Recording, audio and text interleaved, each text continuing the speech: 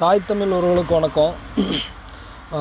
எதை பற்றி பார்க்க போகிறோன்னா, அண்ணன் பெரியார் தொட்டதுலேருந்து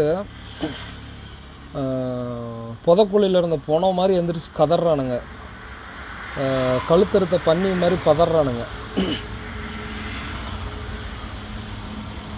அவர் கேட்குற கேள்விக்கு ஒருத்தங்கூட ஒரு பதில் சொல்லலை, இது வரைக்கும் சொல்லலை. ஏண்டா இவ்வளோ தூரம் பெரியார் பெரியார் பெரியாரிஸ்ட் இத்தனை கூட்டம் போடுறீங்களே, அவர் கேட்ட கேள்விக்கு பதில் சொல்கிறீங்களா? அவதூறு, வார்த்தை பேசுறது, இதை தவிர உங்களுக்கு இந்த பெரியார் என்னடா சொல்லி கொடுத்தாரு? அது ஒரு சல்லிப்பாய், அந்த மனோஜ்னு ஒருத்தர் இருக்கான், அவன் வாயை பார்த்தாவே வாந்தி வருது, அந்த அளவுக்கு இருக்குது. ஏன்னா உங்கள் அப்பா அம்மா உனக்கெல்லாம் நல்லது சொல்லி கொடுத்து வளர்த்தாங்களா? உங்கள் அம்மா அந்த மாதிரி வார்த்தை சொன்னா நீ ஏற்றுக்குவியாடா? ஏண்டா சல்லிப்பாயில், யாரடா சல்லிப்பாயங்கிற? எங்கள் அண்ணன் கால் கட்டவர் மயிருக்கு சமாண்டா நீலாம். அதுக்கு கூட வரமாட்டாடா நீ. ஒரு பொது வழியில் போட கூட்டத்தை போட்டு இந்த மாதிரி வார்த்தை கூட பார்க்கலாம்.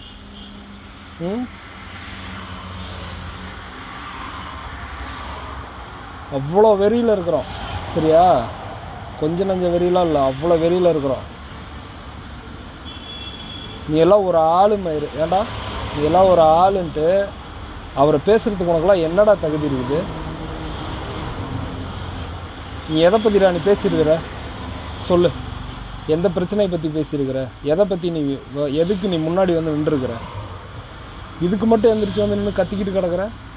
பொது வழியில் கூப்பிட்டு பேசுகிறா பார்க்கலாம். அப்படி வீடியோ மட்டும் போடுறான்,